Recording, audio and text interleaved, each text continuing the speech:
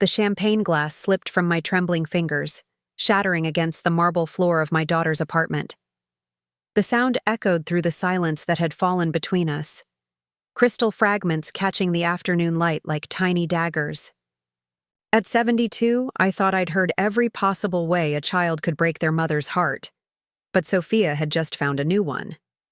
Before we jump back in, tell us where you're tuning in from, and if this story touches you, make sure you're subscribed because tomorrow I've saved something extra special for you. Mom, please try to understand, she said, not bothering to help me clean up the mess. Her voice carried that patronizing tone I'd grown to despise, the one she used when explaining why I couldn't use her complicated coffee machine or why I needed to update my phone. It's going to be a very modern, intimate ceremony, young and fresh. We want everything to be perfect. And honestly, having older people there might just throw off the whole vibe we're going for. I knelt carefully, my arthritic knees protesting, as I gathered the larger pieces of glass. Older people, as if I were some ancient relic gathering dust in a forgotten corner. As if the woman who had carried her for 9 months, who had walked the floors with her through countless sleepless nights, who had sacrificed her own dreams to ensure Sophia had every opportunity, was now nothing more than an inconvenient elderly guest who might ruin the aesthetic of her perfect day. The photographer we hired specializes in young, dynamic shots, Sophia continued, examining her manicured nails as I cleaned up her floor. And honestly, Mom, you know how you get at events. Remember Cousin Jenny's wedding? You kept asking people to speak up and complained about the music being too loud. It was embarrassing. The words hit me harder than if she'd physically struck me. I straightened slowly, a piece of glass still cutting into my palm, but I barely felt the pain. It was nothing compared to the ache spreading through my chest. This was my daughter, my only child, the little girl who used to crawl into my bed during thunderstorms and beg me to tell her stories about brave princesses who saved themselves. I see, I managed, my voice steadier than I felt. And what about your father? Is he too old for your vision as well? Sophia's expression shifted uncomfortably. Dad's different. He's giving me away, it's traditional. Plus, he's paying for half the wedding, so obviously he has to be there. Of course, money talked, age didn't matter when there was a check involved. I should have seen this coming. Ever since Sophia had gotten engaged to Trevor, some tech entrepreneur 15 years her senior who spoke in buzzwords and treated me like I was invisible, she'd been transforming into someone I barely recognized. Gone was the sweet girl who used to help me in my garden, replaced by this cold stranger who measured people's worth by their Instagram following and net worth. What about the family photos? I asked, still grasping for some thread of reason. Surely you'll want your mother in your wedding photos. We'll do a separate family shoot later, she said dismissively, already turning her attention to her phone. Maybe for Christmas or something. But the wedding photos need to be perfect, clean, timeless. Timeless. The irony wasn't lost on me. She wanted timeless photos without the one person who represented her actual timeline, her history, her roots. I looked around her sterile apartment with its white furniture and abstract art, searching for any trace of the family photos I'd given her over the years. They were nowhere to be seen. Sophia, I said carefully, this is your wedding day. It's supposed to be about celebrating your love and commitment, about bringing families together. How can you celebrate that without your mother there? She finally looked up from her phone, her expression hardening. Mom, this isn't about you. This is my day, mine and Trevor's. We've invested so much time and money into making this perfect. The venue alone cost more than most people make in a year. We can't have anything that might compromise our vision. Anything. I had become anything in my daughter's eyes. Not someone, but something.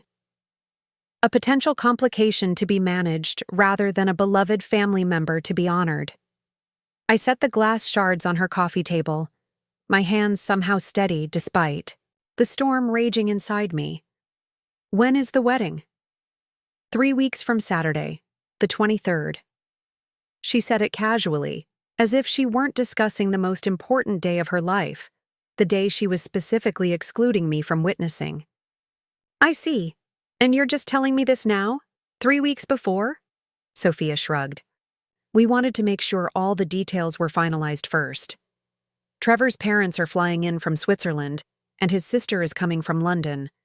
It's going to be very international, very sophisticated. The guest list is extremely curated. Curated, like a museum exhibit. I wondered if she realized how clinical she sounded, how completely devoid of warmth or love. This wasn't the daughter I'd raised. The Sophia I knew had been kind, thoughtful, inclusive. She'd been the child who insisted we invite the lonely neighbor to Thanksgiving dinner, who cried when she accidentally stepped on a spider. Where had that little girl gone? I understand, I said quietly, gathering my purse from her couch. I should go. Mom, don't be dramatic about this, Sophia called as I moved toward the door. It's not personal, it's just practical. I paused with my hand on the doorknob. Excluding your mother from your wedding is the very definition of personal, Sophia. You're being ridiculous. Age is just a number, right? That's what you always say. So why does it matter if you're not at one little ceremony? The casual cruelty of it took my breath away. One little ceremony. The most important day of her life, reduced to an inconvenience she couldn't be bothered to include me in. I turned back to look at her one more time. This stranger wearing my daughter's face. You're right, I said softly. Age is just a number. But character, Sophia, character is timeless. Preparing and narrating this story took us a lot of time, so if you are enjoying it, subscribe to our channel. It means a lot to us. Now back to the story. And today, yours is showing.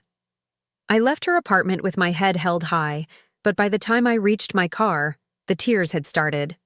I sat in the driver's seat in her pristine parking garage, surrounded by luxury cars that cost more than my house, and let myself cry for the first time in years. Not just for the wedding I'd been excluded from, but for the daughter I'd apparently lost somewhere along the way. The drive home to my small house on Elmwood Avenue felt longer than usual. Everything looked different somehow, as if the world had shifted slightly off its axis. The modest neighborhood where I'd raised Sophia seemed shabby now compared to her gleaming apartment complex with its doorman and marble lobby.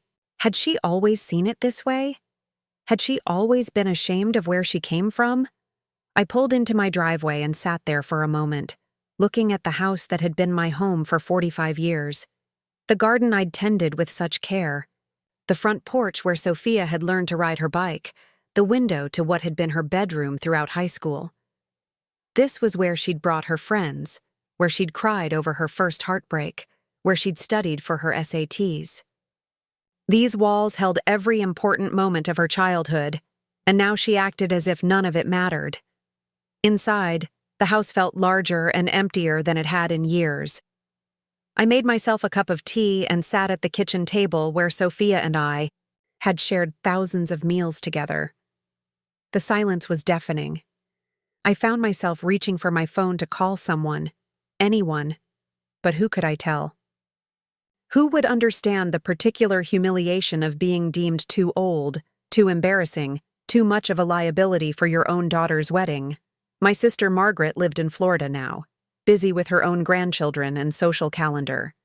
My few remaining friends had their own families to worry about. At 72, I was discovering how small your world could become when you'd spent most of your life putting other people first. I walked through the house, really looking at it for the first time in months. The walls were covered with photos of Sophia at every stage of her life. Her first steps, her high school graduation, her college degree ceremony. In every single photo, I was there beside her, beaming with pride. But apparently, all of that history, all of that love and support, could be erased with a simple declaration that I didn't fit her aesthetic. In the living room, I paused in front, of the mantelpiece where I kept my most treasured possessions. There was the ceramic handprint Sophia had made me in second grade, painted bright purple with "World's Best Mom" written in her childish scrawl. Next to it sat the Mother's Day card she'd made me in fifth grade, construction paper and glitter glue proclaiming that I was the prettiest, smartest, most amazing mom in the universe. I picked up the card, its edges worn from handling over. The years. Had she forgotten she'd ever felt this way about me? Or had Trevor somehow convinced her that loving your mother was unsophisticated, uncool, not worth the social risk? Trevor. I should have seen this coming the moment she started dating him. He'd never liked me, that much was clear from our first meeting. He'd looked around my house with barely concealed disdain, made snide comments about my quaint lifestyle, and consistently talked over me during family dinners. Sophia had laughed it off, claiming he was just nervous about meeting family. But I'd seen the way he whispered in her ear, the way her behavior toward me had gradually shifted after each of his visits. The phone rang, startling me from my thoughts. For a wild moment, I hoped it might be Sophia, calling to apologize, to say she'd made a terrible mistake. Instead, it was Margaret's voice on the other end, bright and cheerful from her retirement community in Tampa. "Helen, I was just thinking about you. How are the wedding preparations going? I still can't believe our little Sophia is getting married." The words stuck in my throat. How could I explain that there were no preparations for me to make because I wasn't invited? How could I admit that my daughter, the child Margaret had helped me raise after my husband died, the little girl she'd driven to piano lessons and bought birthday presents for, had excluded me from the most important day of her life? "Actually, Margaret," I said slowly, "there's been a change of plans." "Oh no, honey, what's wrong? Is everything all right?" I found myself telling her everything. The words poured out in a rush, the humiliation and hurt I'd been holding back, for the past few hours spilling over like a dam that had finally burst. Margaret listened in stunned silence, occasionally making small sounds of disbelief or anger. "That little brat," she said when I finished. "How dare she? After everything you've done for her, after all the sacrifices you made."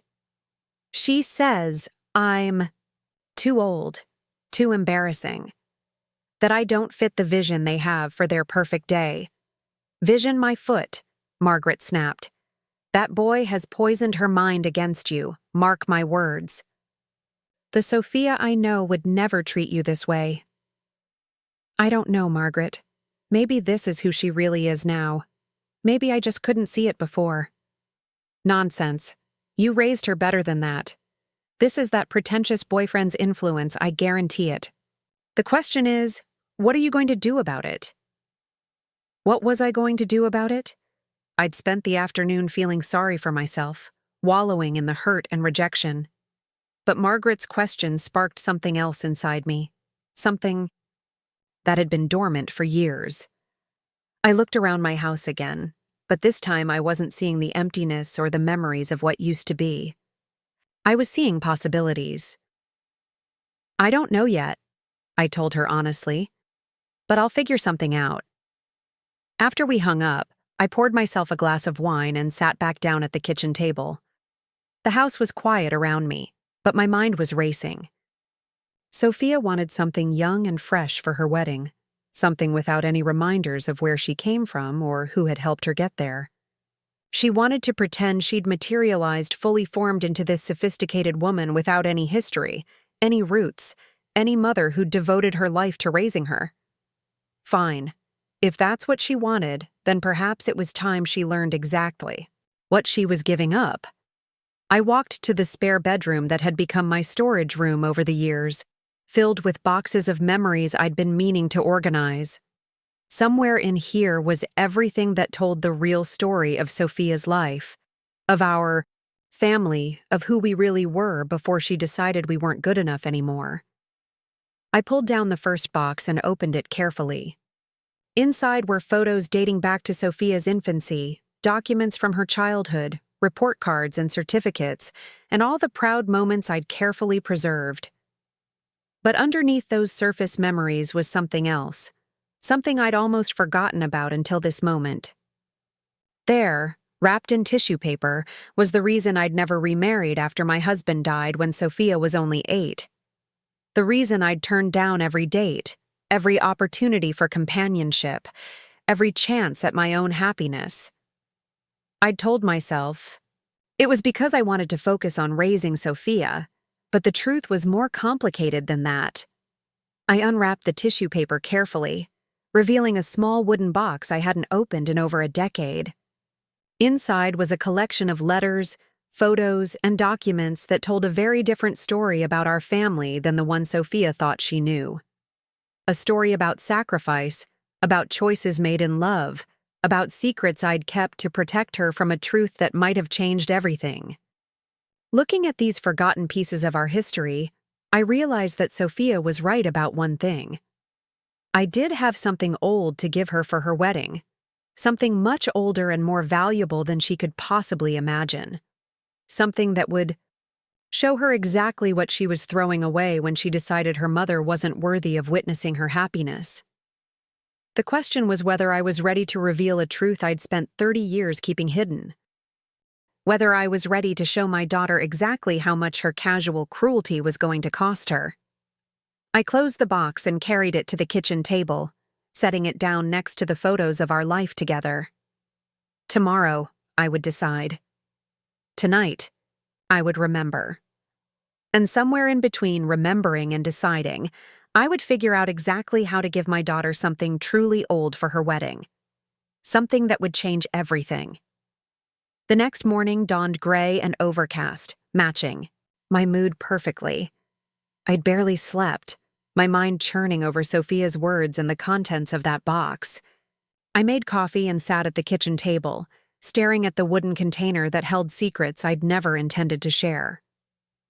My phone buzzed with a text message from Sophia, sent at what must have been quite late the night before. "Mom, I hope you understand this isn't personal. Trevor and I just want everything to be perfect. Maybe we can do lunch next week and I can show you photos from the wedding." Photos. She wanted to show me photos of the wedding I was banned from attending, as if that would somehow make up for excluding me from the actual event. The casual thoughtlessness of it made my chest tight with renewed anger. I typed back a simple response. "Of course, dear. I understand completely." But as I hit send, I realized I was already formulating a plan. If Sophia wanted everything to be perfect, if she wanted to present a curated version of herself to the world without any messy family history to complicate her image, then perhaps it was time she learned exactly what that decision would cost her. I spent the morning going through the box more carefully, piece by piece.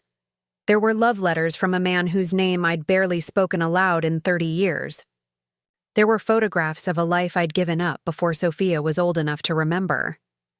There were legal documents that proved a truth I'd hidden so well that even I sometimes forgot it wasn't the whole story. Most importantly, there was a will. An old will that had never been changed, never been updated to reflect the life I'd actually lived instead of the life I'd planned to live. A will that left everything to someone Sophia had never met, someone she didn't even know existed. At noon, I called my lawyer. Patricia Manning had handled my affairs for over 20 years, and she was one of the few people who knew the whole truth about my past. "Helen," she said warmly when her secretary put me through. "How lovely to hear from you. How are the wedding preparations going?"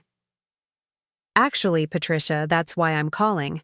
There's been a change of plans and I need to discuss updating my will." There was a pause. "Of course. Is everything all right?" "I'm not sure," I said honestly, "but I think it's time I stopped protecting people who don't appreciate the protection." We made an appointment for the following afternoon. After I hung up, I sat in my quiet house and thought about the conversation I'd had with Sophia the Kitsi day before. She'd made it clear that our relationship was transactional now, that my value as her mother was tied to how well I fit into her carefully constructed image. She wanted the financial benefits of being my daughter without any of the social obligations or emotional connections that came with it. Well, if she wanted to treat our relationship as a business transaction, then perhaps it was time I started negotiating like a businesswoman instead of a loving mother. I pulled out a notebook and began making lists. Everything I'd planned to leave to Sophia, everything I'd saved and scrimped and sacrificed to pass down to her. The house she'd grown up in, the investments I'd made with her future in mind, the family heirlooms that told the story of generations of women who'd come before us. Then I made another list. Everything Sophia didn't know about me, about her, father, about the choices I'd made and the people I'd protected her from. The trust fund she didn't know existed, the property I'd inherited that I'd never mentioned, the family she'd never met because I'd thought it was better for her not to know them. Most importantly, the brother she'd never met. The son I'd given up for adoption when I was barely 18, long before I met her father, long before I became the woman she thought she knew. James would be 48 now, a successful architect living in Portland with a family of his own.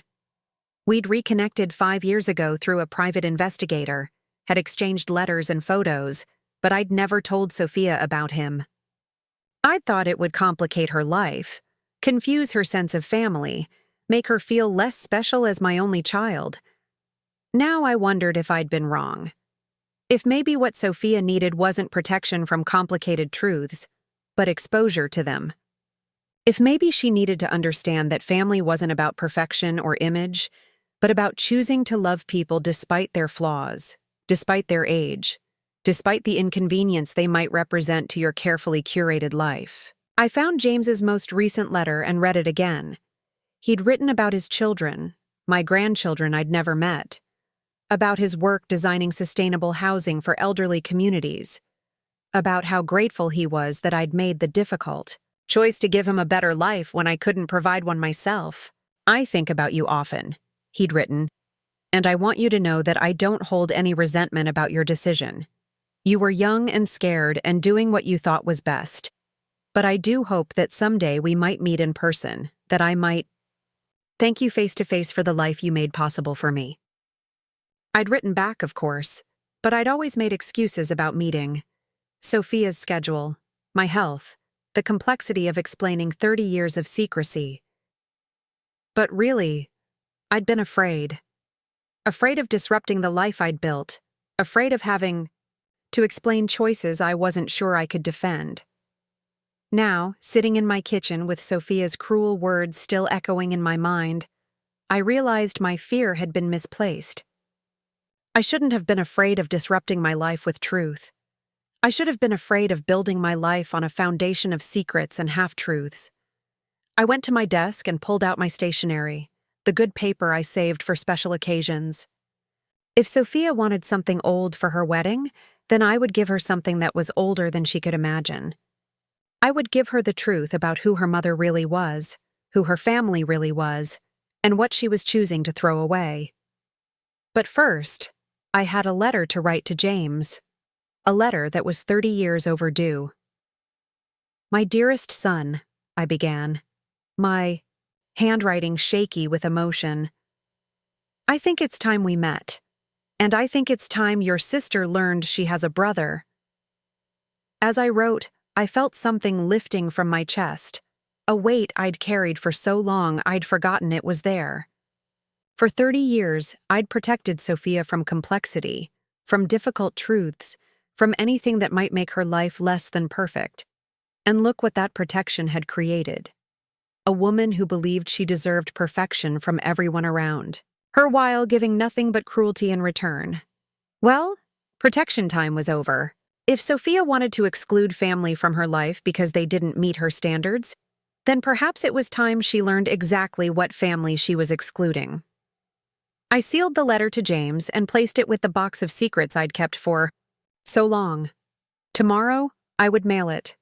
Tomorrow, I would start making changes that would show my daughter exactly what something old really meant. And maybe, just maybe, I would finally become the woman I should have been all along. Not the one who protected ungrateful children from truth, but the one who demanded respect, love, and basic human decency in return for all the years of sacrifice and devotion I'd given. Sophia wanted a perfect wedding without any inconvenient family members? Fine. But she was about to learn that when you exclude family, family has a way of excluding you right back. And some exclusions, once they happen, can never be undone. The letter to James went out in the morning mail, carried away by the postal worker who had no idea she was transporting 30 years of buried truth. I watched from my front window as the truck disappeared around the corner, feeling both terrified and liberated by what I'd set in motion. There was no taking it back now. Patricia Manning's law office occupied the third floor of a historic building downtown, its mahogany-paneled walls lined with leather-bound volumes that spoke of tradition and permanence. I'd always found comfort in this place, in Patricia's steady presence, and her ability to navigate the complexities of legal matters with both compassion and precision. Today, however, I felt like I was walking into a battlefield. "Helen?" Patricia greeted me with her usual warmth, but I could see the concern in her eyes as she studied my face. "You look like you haven't slept. Are you sure you want to make major changes right now? Sometimes grief and stress can cloud our judgment."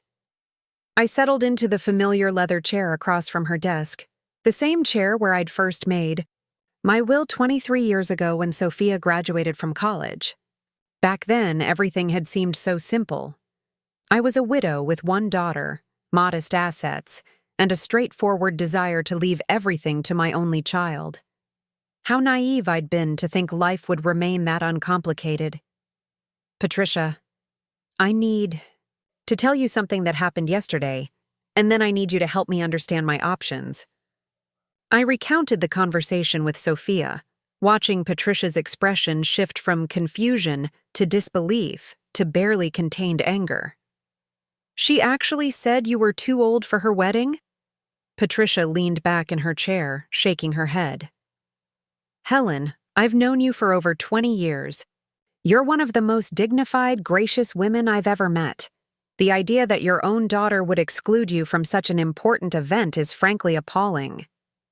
"It gets worse," I said, and proceeded to tell her about Sophia's casual cruelty, her dismissive attitude, the way she'd made it clear that I was nothing more than an inconvenience to be managed. Patricia's face grew stormy as I spoke. "That girl needs a reality check," she said finally. "But Helen, changing your will out of anger isn't the answer. You need to think about this carefully." I have been thinking about it all night, in fact, and I've realized that my will as it stands doesn't reflect my actual values or wishes. It reflects the mother I used to be, the one who put Sophia's comfort above everything else, including my own integrity. I opened my purse and pulled out a folder I'd prepared that morning. "I want to show you something. Something that will help you understand why this change isn't about anger, it's about honesty." Inside the folder were copies of the letters James and I had exchanged over the past 5 years, along with photographs of him and his family. Patricia's eyes widened as she recognized the family resemblance immediately. "Helen, who is this?" "My son, Sophia's older brother, born when I was 18, given up for adoption because I had no other choice." The words felt strange coming out of my mouth. I'd kept this secret for so long that speaking it aloud felt like stepping into a foreign country. Patricia studied the photographs carefully. "He looks like you, and like Sophia too, actually. When did you reconnect?" 5 years ago. He hired a private investigator to find me when his adoptive parents died. We've been corresponding ever since, but I never told Sophia about him because I thought it would complicate her life. And now? Now I'm wondering if complicating her life might be exactly what she needs. She's built this perfect image of herself, this carefully curated existence where anything messy or inconvenient gets discarded, including her own mother, apparently. I handed Patricia another document, this one older and more yellowed. "This Is my original will, the one I made when I was 19, right after I placed James for adoption. I always meant to change it when I got married, when Sophia was born, but somehow I never did. Legally, this document still stands. Patricia's eyebrows shot up as she read. Helen, this leaves everything to James. Your house, your investments, everything. If something happened to you tomorrow, Sophia wouldn't inherit a penny. I know. And yesterday, that fact didn't bother me nearly as much as it should have. We spent the next 2 hours going through my assets, something I hadn't done comprehensively in years. The numbers surprised even me. The house I'd bought for $30,000 in 1978 was now worth over $400,000. The modest investments I'd made over the years had grown substantially. The life insurance policy I'd maintained religiously was worth $200,000. More significantly, there was the property in Vermont I'd inherited from my aunt. 15 years ago, a beautiful lakefront cabin that Sophia didn't even know existed. I'd visited it once, fallen in love with its rustic charm and stunning views, but I'd never mentioned it to Sophia because she'd made it clear over the years that she found rural properties quaint in the most condescending way possible. The Vermont property alone is worth close to $600,000 now, Patricia told me, pulling up recent comparable sales on her computer. The lakefront parcels up there have become incredibly valuable. I stared at the numbers, realizing for Joe the first time how substantial my estate had become. All of it earned through careful saving, wise investing, and decades of putting every penny I could aside for Sophia's future. And now that future felt like a reward she didn't deserve. What are my options? I asked. Patricia pulled out a legal pad and began making notes. Well, you could update your will to split everything between James and Sophia. That would be the fair thing to do, now that James is back in your life. What if I don't want to be fair? What if I want to be honest? Instead, meaning James has spent his entire adult life being grateful for the sacrifice I made, appreciating the opportunities he was given, building a life based on kindness and integrity. Sophia has spent her adult life taking everything I've given her for granted and apparently being embarrassed by my very existence. Patricia set down her pen and looked at me seriously. Helen, I understand you're hurt. What Sophia did was unconscionable, but completely disinheriting your daughter is a drastic step. Are you sure that's what you want? I thought about Sophia's face yesterday. The casual cruelty in her voice as she dismissed me as too old, too embarrassing, too inconvenient for her perfect day. I thought about all the sacrifices I'd made, all the opportunities I'd given up, all the love I'd poured into raising her to be a decent human being. And I thought about James's letters, filled with gratitude and affection for a mother he'd never even met. I want to do what's right, I said finally. And right now, I'm not sure what that is. But I know I need to protect myself from being taken advantage of anymore. All right, here's what I suggest. Let's draft a new will that acknowledges both of your children. We can structure it however you like, but it will at least be legally current and reflect your actual family situation. You don't have to decide on the final distribution today. We can leave that part flexible while you think about it. As Patricia began outlining the legal framework, my phone buzzed with a text message. It was from Sophia. Mom, I talked to Trevor and we've decided you can come to the reception, not the ceremony, obviously, but you can join us for dinner afterward. We'll seat you at a table in the back so you'll be comfortable. The patronizing tone of the message made my blood pressure spike. She was offering me the scraps from her wedding feast, like I should be grateful for the privilege of sitting in the back corner, while she celebrated with people she deemed worthy of witnessing her happiness. I showed the message to Patricia, who read it with increasing disgust. She's offering to let you attend the reception? How generous of her. She thinks this is a compromise. She thinks she's being kind. Helen, this is manipulation. She's trying to assuage her own guilt, while still maintaining control over the situation. She gets to feel magnanimous while keeping you in your place. I stared at the message for a long moment, then typed back, "Thank you for the offer, but I think I'll be busy that evening." Sophia's response came immediately. "Busy? Mom, this is my wedding reception. What could possibly be more important?" I smiled grimly as I typed, "I'm planning my own celebration that night, something much more meaningful than sitting in the back corner of your party." This time, there was no immediate response. "What kind of celebration are you planning?" Patricia asked, having watched this exchange with interest. "I'm not sure yet, but I think it's time I stopped hiding from the truth about my life, about my family, about who I really am." Sophia wants to exclude me from her perfect day? Fine. But she's about to learn that exclusion works both ways. Over the next week, I threw myself into preparation with an energy I hadn't felt in years. The letter to James had already borne fruit. He'd called me the day after receiving it, his voice thick with emotion as we planned our first face-to-face meeting in 48 years. He would fly in from Portland the weekend before Sophia's wedding, bringing his wife and children to meet the grandmother and aunt they'd never known existed. The irony wasn't lost on me. While Sophia was planning a wedding that excluded family, members who didn't meet her standards, I was planning a reunion that would finally acknowledge the family I'd hidden for decades. I also began making other changes. The Vermont property that Sophia didn't know about became the centerpiece of my new plans. I contacted a local caretaker service and arranged to have the cabin cleaned and prepared for guests. If Sophia didn't want me at her sophisticated wedding, then I would host my own gathering at the place that represented everything she would probably hate: rustic, unpretentious, and authentically beautiful. Margaret called from Florida every day, alternately worried about my mental state and excited about the drama unfolding. "I can't believe you have a secret son," she said during one of our conversations.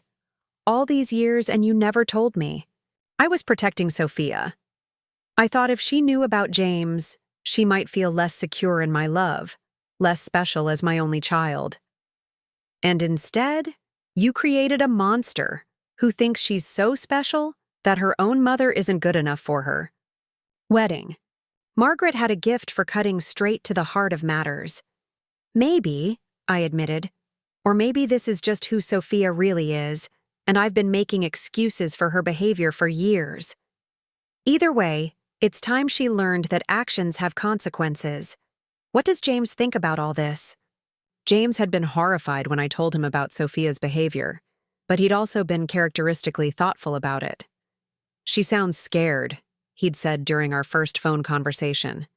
"Scared that she's not good enough for this new life she's building, so she's trying to eliminate anything that reminds her of where she came from.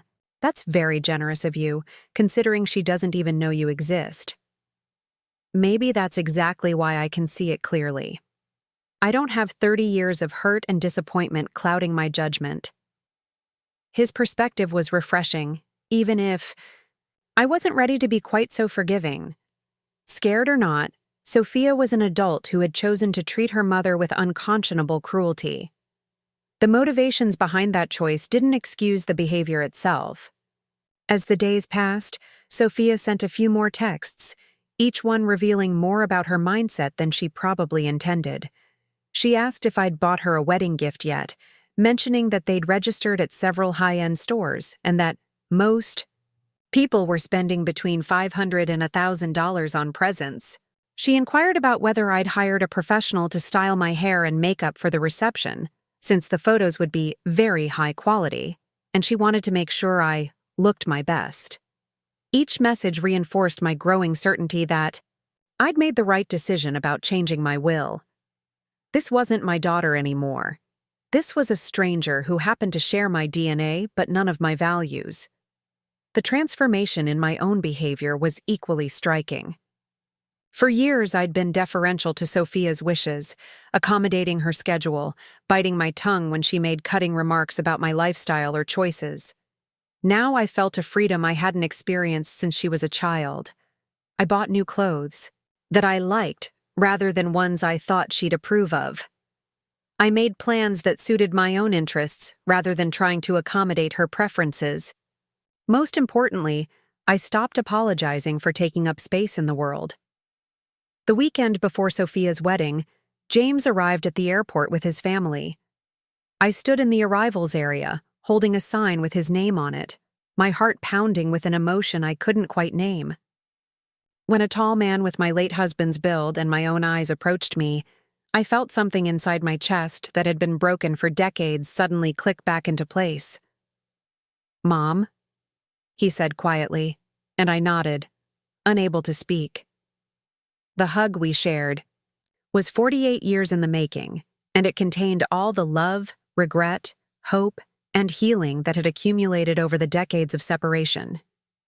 His wife Sarah hung back respectfully, but I could see tears in her eyes as she watched us reconnect. His children, Emma and David, were polite but curious, clearly trying to process the sudden appearance of a grandmother they'd never known existed. At 12 and 10, they were old enough to understand that family relationships could be complicated, but young enough to approach the situation with openness rather than judgment. "Grandma Helen," Emma said tentatively as we walked to my car. "Dad showed us your pictures. You look exactly like our Aunt Sophia. Out of the mouths of babes." She was right, of course. The family resemblance was unmistakable, which made Sophia's rejection of family connections all the more tragic. I'd prepared the guest room for James and Sarah, and set up air mattresses in the living room for the children. Having the house full of voices and laughter again felt like waking up from a long, lonely dream. Sarah helped me cook dinner while James walked through the house, studying the photos of Sophia's childhood with fascination. "She was beautiful," he said, pausing at a picture of Sophia's high school graduation. "She looks happy here." She was happy then, or at least I thought she was. Maybe I just saw what I wanted to see. Maybe she was happy then and something changed. People aren't static, Helen. We all evolve, sometimes in directions we don't expect.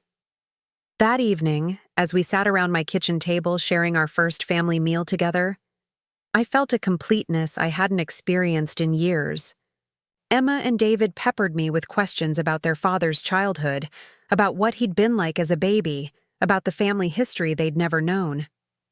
James wanted to know about Sophia, about the sister he'd never met but clearly hoped to someday know. "Will you tell her about me?" he asked as we lingered over dessert. "Eventually. But right now she's made it very clear that family is an inconvenience to her. I think she needs to understand the consequences of that attitude before she's ready, to appreciate what family actually means."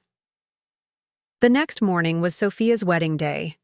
I woke up feeling strangely peaceful, surrounded by the sounds of my newfound family preparing for our own celebration. We were driving up to Vermont that afternoon, to the lakefront cabin that would serve as the venue for my anti-wedding party. My phone buzzed with a message from Sophia. "Mom, I've been thinking, and I feel bad about yesterday's conversation. If you want to come to the ceremony after all, I suppose we could make room. You'd have to sit in the very back and leave right after the vows, but you could at least witness the actual wedding."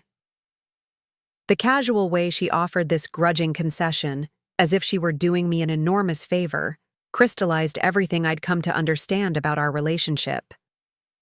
This wasn't love. It was control. She wanted me grateful for whatever scraps of inclusion she deigned to throw my way. I showed the message to James, who read it with a mixture of sadness and anger. She has no idea what she's throwing away. Does she? None at all, and I'm done trying to show her. I typed back, "Thank you, but as I mentioned, I have other plans today. Have a lovely wedding, Sophia." Her response was immediate and telling. "Other plans? What other plans?" "Mom, this is the most important day of my life. Whatever you think you have planned can't possibly be more important than being here for me." The most important day of her life and she'd excluded me from it until the last minute when guilt finally prompted a half-hearted invitation to sit in the back corner and leave early. The lack of self-awareness was staggering. "I'm spending the day with family," I wrote back. "People who actually want me there."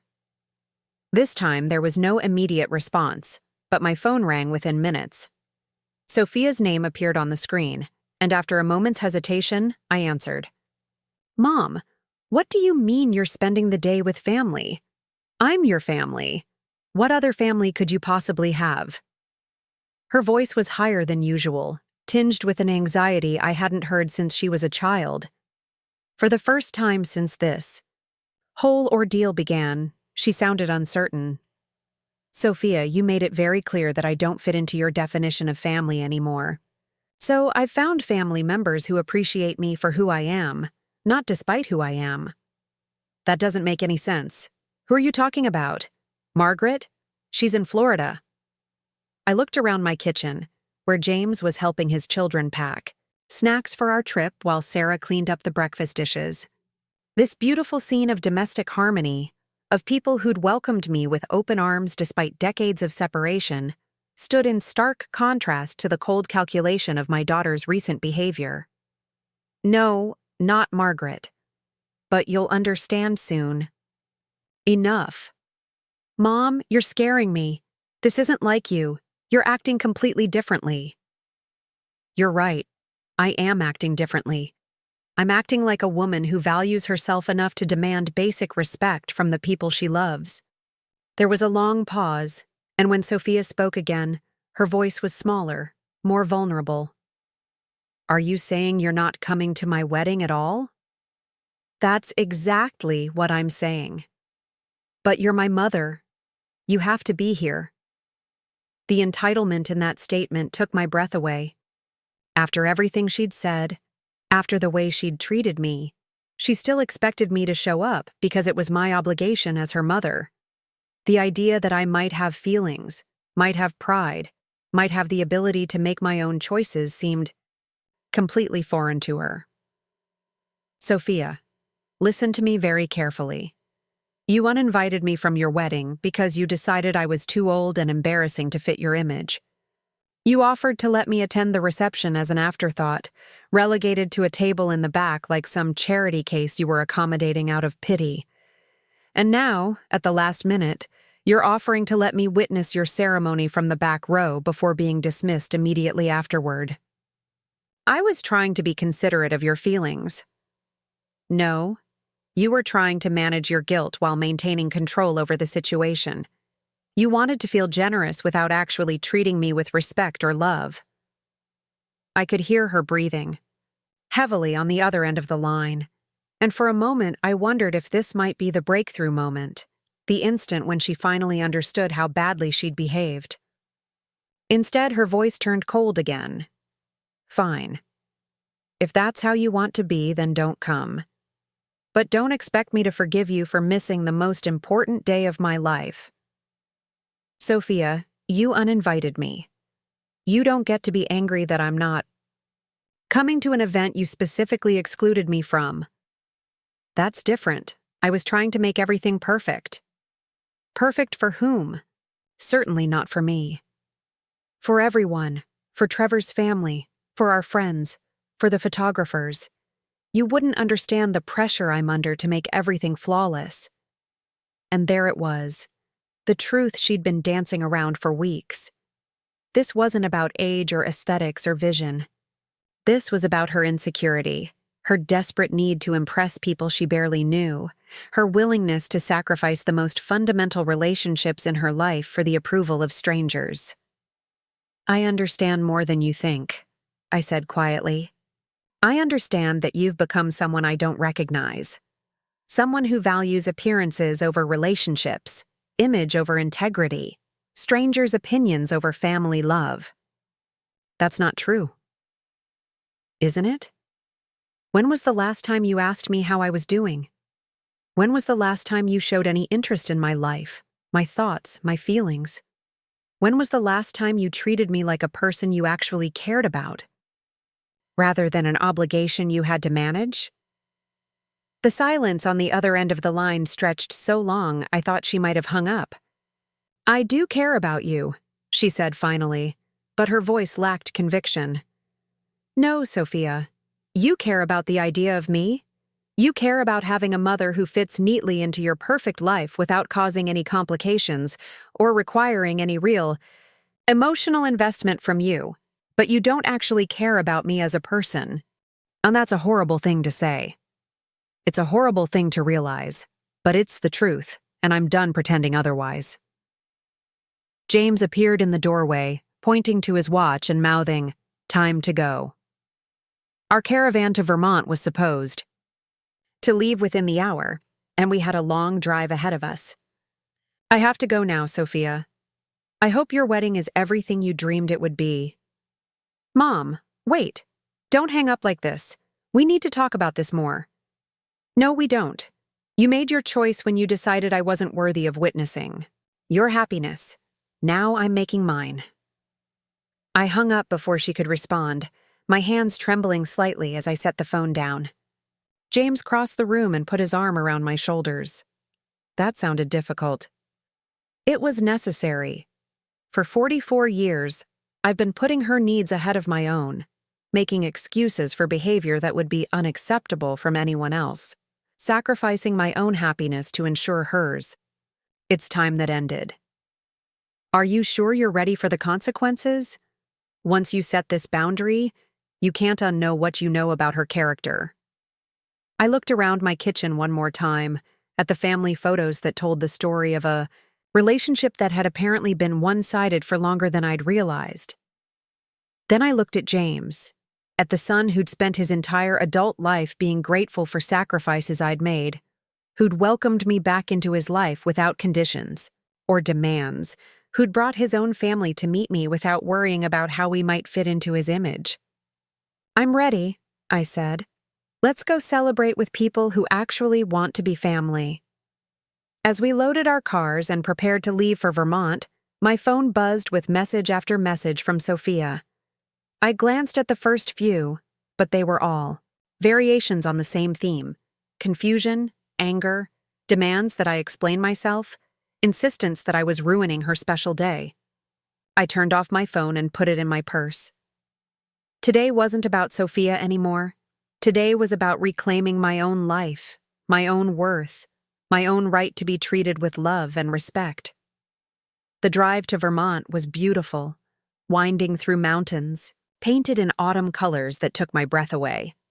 James's family followed behind me in their rental car, and I found myself smiling genuinely for the first time in weeks as I imagined their reactions to the lakefront cabin that would be our home for the weekend. The property was even more stunning than I'd remembered. The cabin sat on a bluff overlooking a pristine lake, surrounded by mature trees that created a natural cathedral of gold and red leaves. Sarah gasped when she saw it, and the children immediately began planning which bedroom they wanted to claim. "Helen, this place is incredible," James said as we stood on the deck watching the late afternoon sun dance on the water. "How long have you owned it?" 15 years. My aunt left it to me when she died, but I've only been here once. Sophia always made it clear that she found rural properties beneath her standards, so I never mentioned it. She doesn't know about this place? She doesn't know about a lot of things. I spent so many years trying to protect her from complexity, from anything that might disturb her perfect little world, that I ended up hiding entire pieces of myself. That evening, we cooked dinner together in the cabin's rustic kitchen, the children helping to set the table while Sarah and I prepared a feast that would have put Sophia's catered wedding reception to shame. As we sat down to eat, watching the sunset paint the lake in shades of gold and pink, I felt a profound sense of rightness that had been missing from my life for longer than I cared to admit. "Should we toast?" James asked, raising his glass of wine. "To family," I said.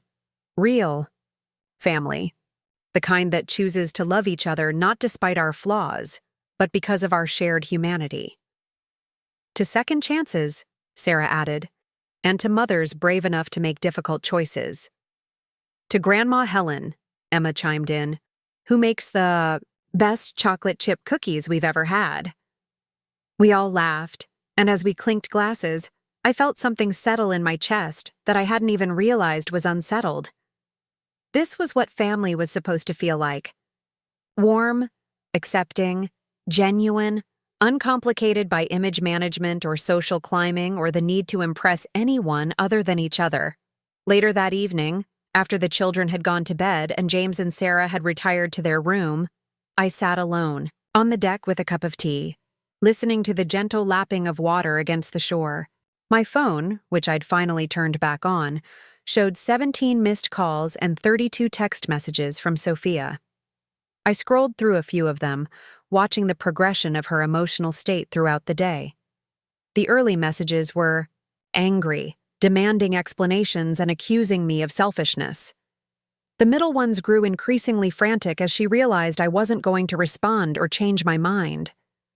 The most recent ones, sent well after her wedding ceremony would have ended, were desperate pleas for contact, promises that we could work this out and that she never meant to hurt me. But nestled among Sophia's messages was something unexpected. A text from an unknown number. "Mrs. Barrett, this is Rebecca Chen, Sophia's maid of honor. I wanted you to know that your daughter spent most of her wedding day crying and asking people if they'd heard from you. I don't know what happened between you two, but she clearly realizes she made a terrible mistake. She's too proud to admit it directly, but she's devastated that you weren't there." I stared at the message for a long time, feeling a complex mix of emotions. Part of me felt vindicated that Sophia had finally understood the consequences of her actions. Part of me felt sad that her wedding day had been ruined by her own poor choices.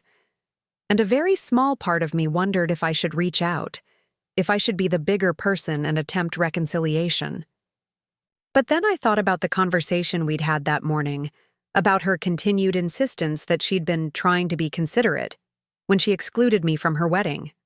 I thought about the years of casual dismissal, the gradual erosion of respect, the way she'd transformed from a loving daughter into someone who saw me as little more than an inconvenience to be managed. Most importantly, I thought about the family sleeping peacefully inside the cabin behind me, people who'd welcomed me with open hearts despite decades of separation, who'd rearranged their lives to meet me, who'd spent the entire day treating me like I mattered. I deleted Sophia's messages without reading the rest of them, and I didn't respond to Rebecca's text.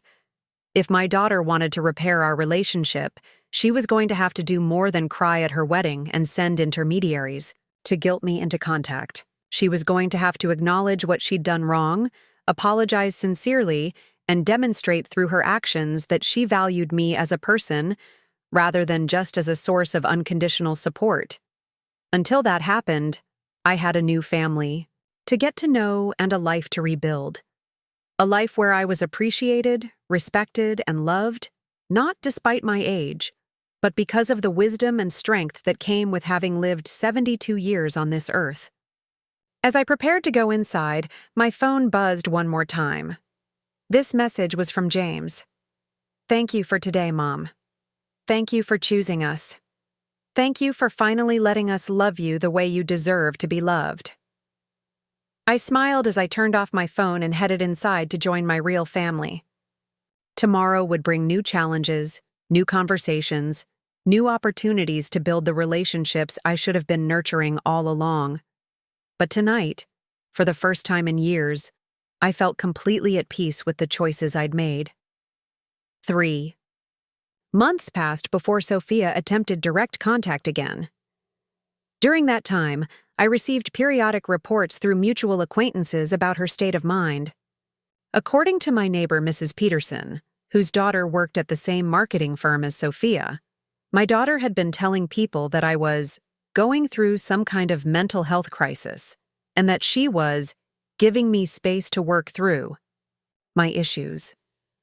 The narrative she'd constructed painted me as an unstable elderly woman having a breakdown, while casting herself as the patient, understanding daughter who was graciously allowing me time to recover. The audacity of this spin shouldn't have surprised me, but it did. Even faced with the consequences of her own actions, Sophia couldn't accept responsibility. Instead, she'd found a way to make herself the victim of my supposed psychological instability. It was masterful manipulation, really, and it might have worked if I hadn't spent the last 3 months becoming a completely different person. The transformation had been gradual, but profound.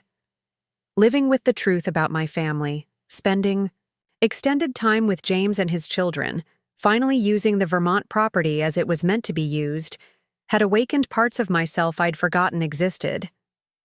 I'd started taking art classes at the community center, something I'd always wanted to do but had never prioritized while managing Sophia's needs and expectations. I'd joined a hiking group for seniors and discovered that my 72-year-old body was capable of far more than I'd given it credit for. Most importantly, I'd stopped apologizing for taking up space in the world. The woman who used to defer to Sophia's preferences about everything from restaurant choices to television programs had been replaced by someone who knew her own mind and wasn't afraid to express it. James visited monthly now, sometimes bringing his family, sometimes coming alone when he needed a break from his demanding architectural practice. He'd started working on plans to renovate the Vermont cabin, adding guest quarters that would make it more suitable for hosting the extended family gatherings I'd never allowed myself to imagine before. His children had taken to calling me Grandma, Helen with the easy acceptance that only children possess, and Sarah had become the daughter-in-law I'd never expected to have. Through James, I'd also reconnected with his adoptive family's relatives, aunts and cousins I'd lost touch with decades ago. The network of relationships that had been severed when I gave him up for adoption was slowly being rewoven, creating a family structure that was complex and imperfect, but fundamentally loving in ways my relationship with Sophia had never been. On a crisp February morning, as I was planning the menu for James's birthday celebration the following weekend, the doorbell rang. I wasn't expecting anyone, and when I opened the door, I found Sophia standing on my front porch looking thinner than I remembered and older somehow, despite her expensive haircut and designer coat. "Hello, Mother," she said, her voice carefully controlled. "May I come in?"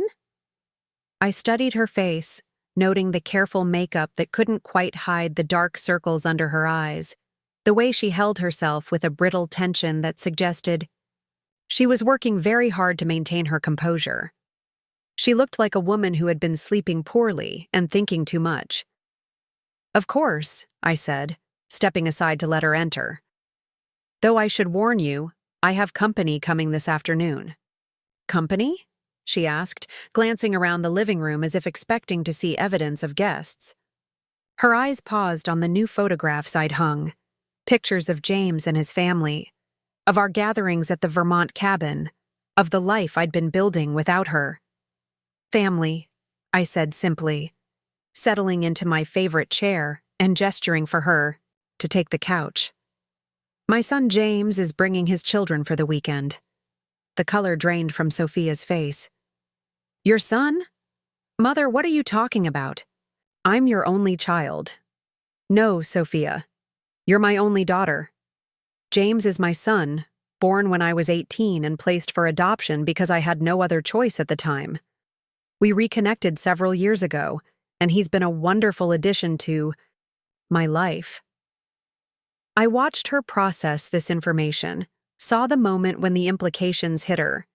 If I had another child, a child who apparently had children of his own, then her position as my sole heir was no longer guaranteed. More than that, her entire understanding of our family history had just been upended. "You never told me," she said, her voice barely above a whisper. "I never told you a lot of things. I spent decades protecting you from complexity, from difficult truths, from anything that might disturb your sense of being the center of my universe. It was a mistake." "Where is he? Where has he been all these years?" "Portland. He's an architect, married to a lovely woman named Sarah. They have 2 children, Emma and David, who are delightful, very polite, very grateful for the opportunity to know their grandmother." Each detail seemed to hit Sophia like a physical blow. I could see her struggling to maintain the composure she'd brought with her, the careful script she'd undoubtedly prepared for this conversation being derailed by revelations she'd never anticipated. "Why are you telling me this now?" "Because you asked, and because I've decided to stop lying by omission. The version of me you've known, the woman who existed only to support your ambitions and smooth your path through life, was an incomplete picture. I'm showing you the whole person now." Sophia stood abruptly and walked to the window, staring out at the garden where I'd started preparing the early spring plantings. When she spoke again, her voice was tight with emotions she was clearly trying to suppress. "Are you punishing me? Is this because of the wedding?" "This isn't punishment, Sophia. This is honesty. Something I should have practiced more consistently over the years." "But you're angry about the wedding. That's why you didn't come, why you've been ignoring my calls, why you're suddenly pretending you have this other family that's more important than me." The self-centeredness of her perspective was breathtaking. Even faced with the existence of siblings she'd never known about, her primary concern was how it affected her position in my affections. "I'm not pretending anything. James is my son, just as much as you are my daughter. The difference is that he treats me with respect and affection, while you treat me like an inconvenience to be managed. That's not true. Isn't it? When was the last time you visited me because you wanted to see me, not because you needed something? When was the last time you asked about my life, my interests, my feelings about anything other than how they affected your plans?" Sophia turned from the window, her carefully maintained composure finally cracking. "I've been dealing with a lot of stress, Mother. The wedding was incredibly expensive, and Trevor's been under enormous pressure at work, and I've been trying to manage everything perfectly. I didn't have the bandwidth to worry about hurt feelings over seating arrangements." "Hurt feelings? Over seating arrangements." I repeated the phrase slowly, letting its full dismissiveness sink in. "Sophia, you uninvited your mother from your wedding because you thought I was too old and embarrassing to fit your image. You reduced our entire relationship to a seating arrangement. I was trying to make everything perfect. For whom? Your new in-laws? People you'd known for less than 2 years? Strangers whose opinions mattered more to you than the woman who raised you? You don't understand the pressure I was under. I understand that you made a choice. You chose to prioritize the approval of people you barely knew over the feelings of someone who loved you unconditionally. And when I didn't accept that choice gracefully, when I had the audacity to have feelings about being excluded from the most important day of your life, you decided I was having a mental health crisis." Sophia's eyes widened. "You heard about that?" "I hear about a lot of things, including your theory that I'm an unstable old woman who needs space to work through my issues. Mother, I was just trying to explain to people why you weren't at the wedding. I didn't want them to think badly of you. So instead, you decided they should think I was mentally ill.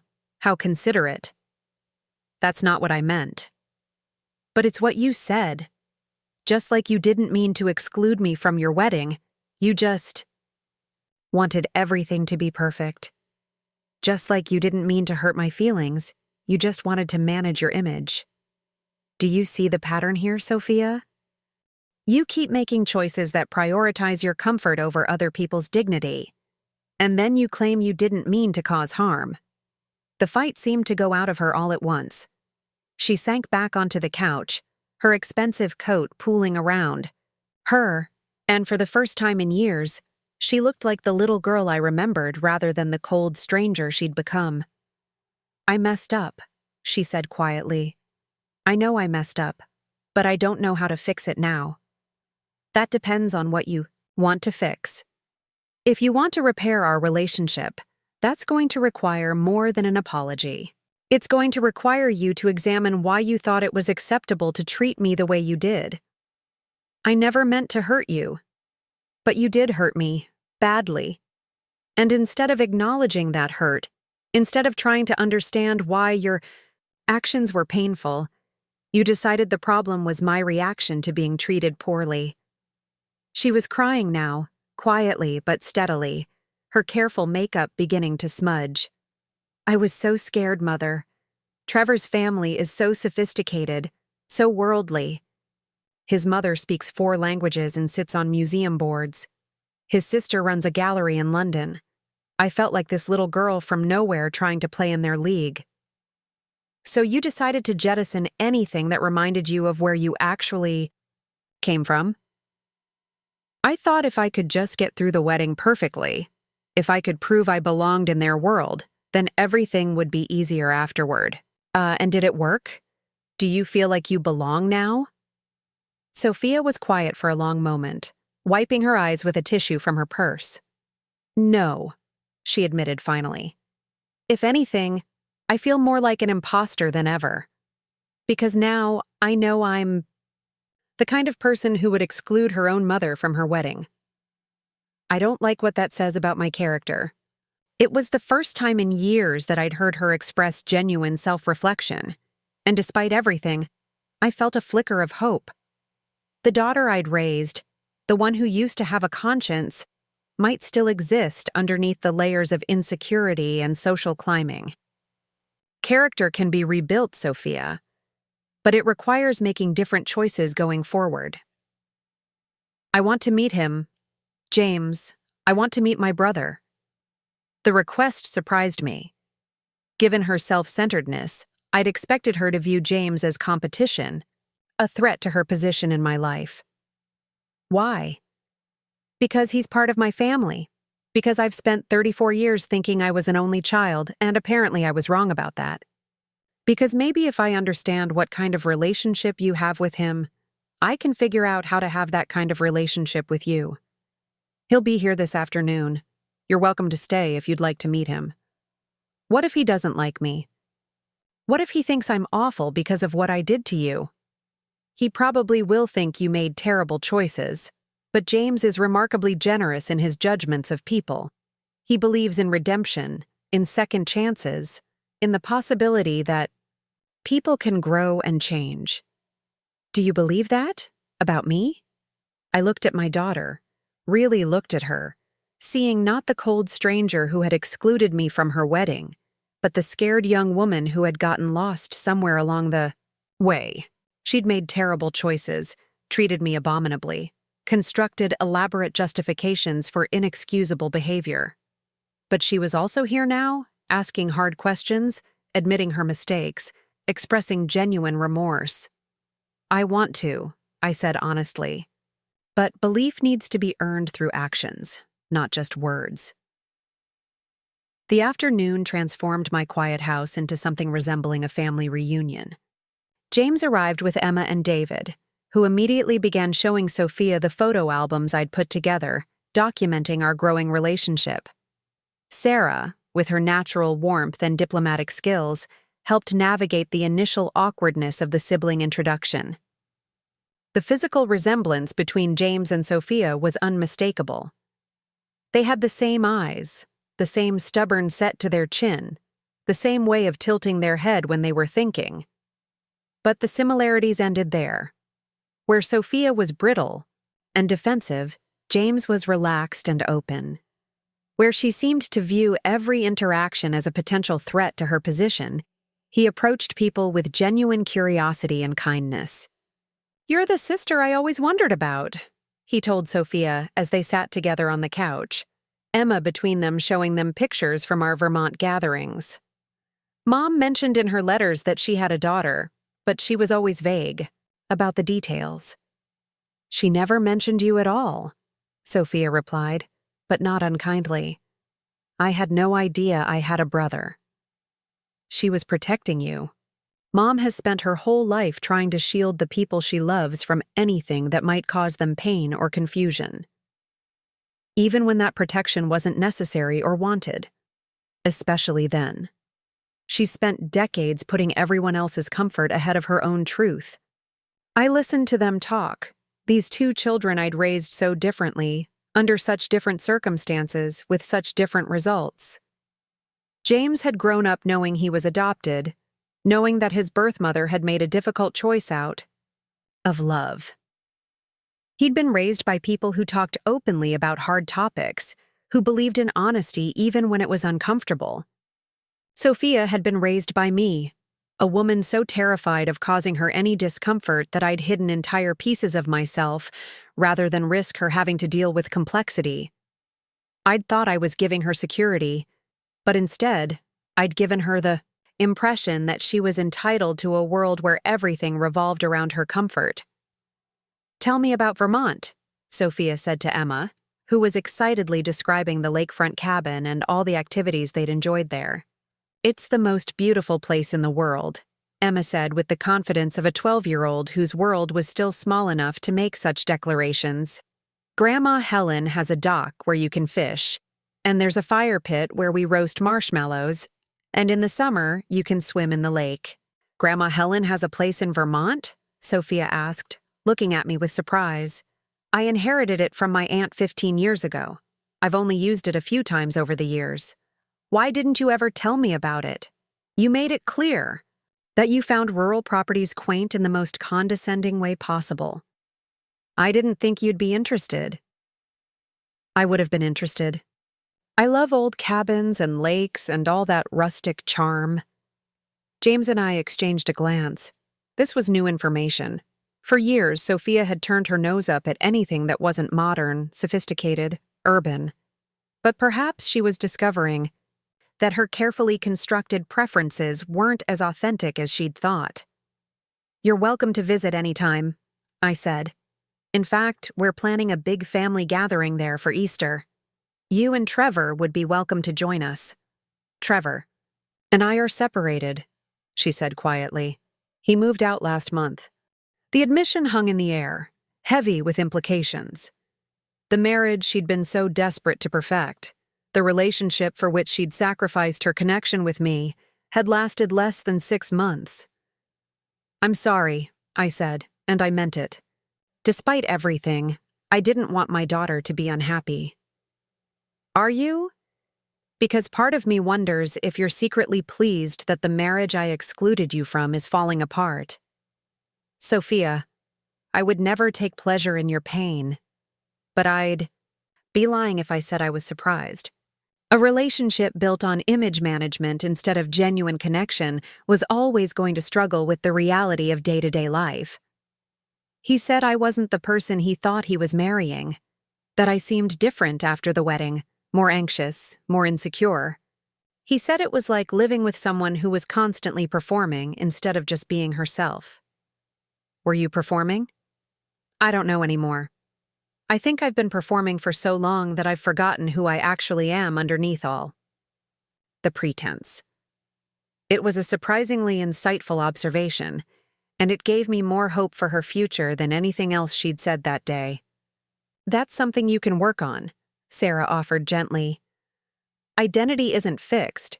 You can always choose to become more authentic." "How do you even begin to do that?"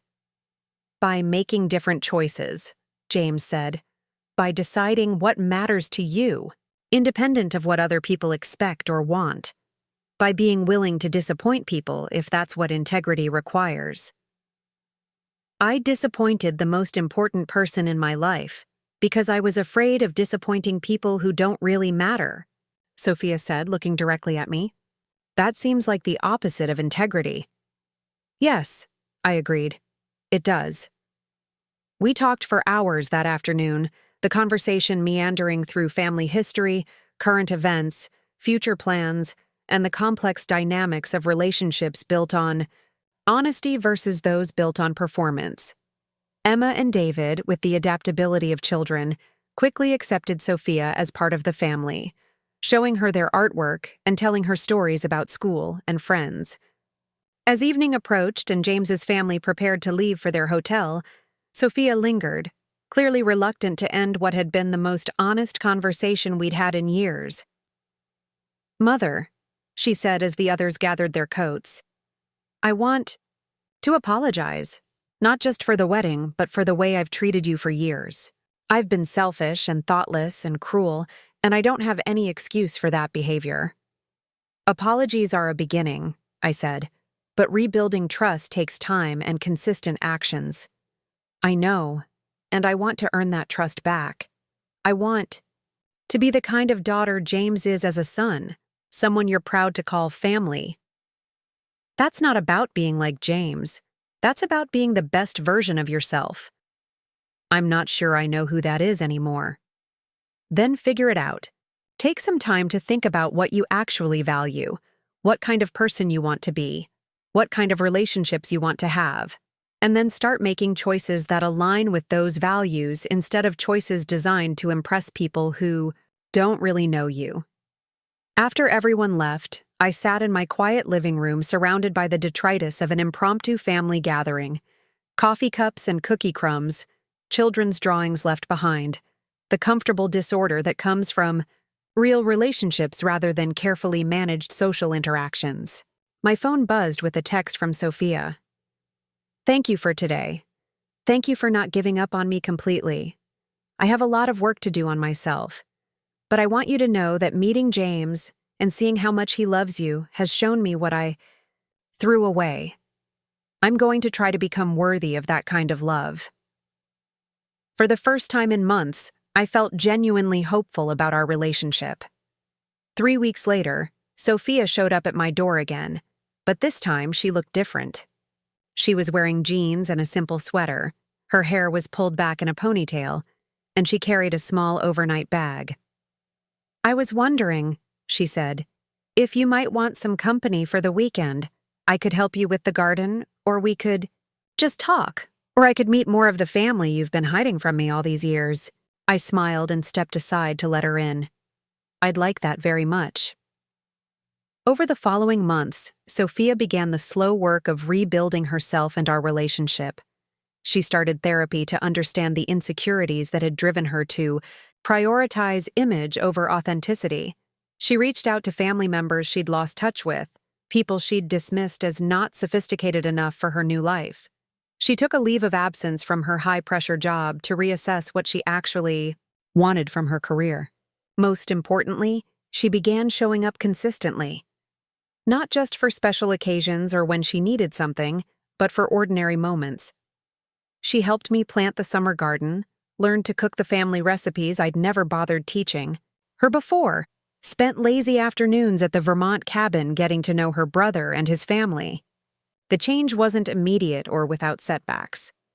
Old patterns of behavior don't disappear overnight, and there were moments when I could see her struggling with the impulse to manage impressions rather than simply be present. But she kept working at it, kept choosing authenticity over performance, kept proving through her actions that she valued our relationship enough to do the hard work of repair.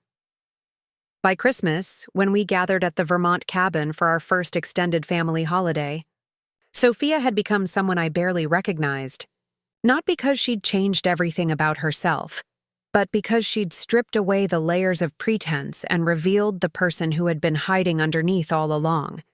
She was kinder, more genuine, more interested in others than in managing their opinions of her. "I have something for you," she said on Christmas morning, handing me a wrapped package that was clearly homemade rather than professionally gift-wrapped. Inside was a photo album she'd put together, documenting our year of rebuilding. Pictures of her helping in the garden, of family gatherings at the cabin, of quiet moments of connection that had marked our journey back to each other. But the most meaningful page was at the end, a picture of all of us together, 3 generations of family that had found each other despite decades of separation and misunderstanding. "Thank you," I said, tears blurring my vision as I looked at the evidence of how far we'd all come. "Thank you for not giving up on me," she replied. "Thank you for showing me what real family looks like. And thank you for teaching me that it's never too late to become the person you were meant to be." Looking around the cabin that morning, at James and Sarah and the children, at Sophia curled up in a chair reading to her nephew, at the warm chaos of a family that had chosen love over convenience, I realized that exclusion had indeed been a gift. Not the gift I'd wanted, but the one I'd needed. Being excluded from Sophia's wedding had forced me to confront truths I'd been avoiding for decades. It had pushed me to reclaim relationships I'd sacrificed, to acknowledge parts of myself I'd hidden, to demand the respect and love I deserved, instead of settling for whatever scraps others were willing to offer. Most importantly, it had shown Sophia the consequences of valuing image over substance, of choosing performance over authenticity, of treating family as expendable when they didn't fit your carefully constructed vision of perfection. The something old I'd given her for her wedding hadn't been a physical object. It had been the oldest gift of all, the opportunity to learn that love without respect is worthless, that family without honesty is hollow, and that authentic relationships require the courage to show up as who you really are rather than who you think others want you to be.